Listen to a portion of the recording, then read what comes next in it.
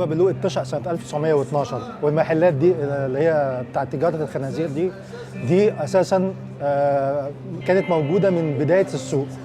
والممر اللي جنبنا ده كان فيه اكتر من حوالي 4 أو 5 محلات لبيع الخنازير. هم ما فتحوش بقى لما منعوا اشتغل بقى الخنزير تاني وبتاع، الانفلونزا الخنزير خلصت فراح شغالين يعني، بس ما بيشتغلوش زي الاول دلوقتي يعني.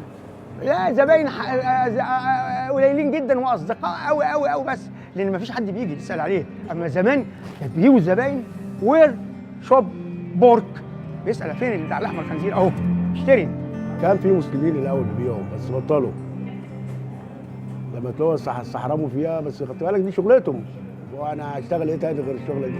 زي واحد جارح لمرقص، عارف مرقص اللي في العتبه او في التوفيقيه او في شارع شبرا، يروح له معين رايح لواحد معين يساله فين الخنزير، عايز يدور عليه عشان يجيب منه يشتري.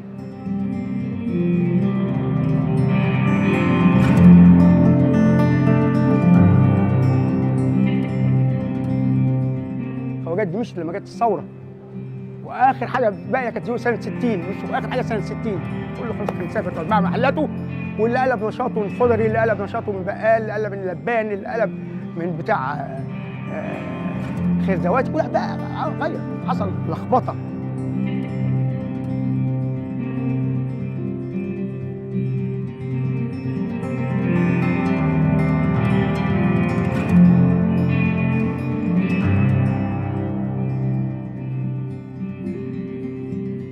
سوق خيره عليا خيره عليا خيره عليا، وانا احب يرجع السوق ده زي اوروبا زي بلاد بره.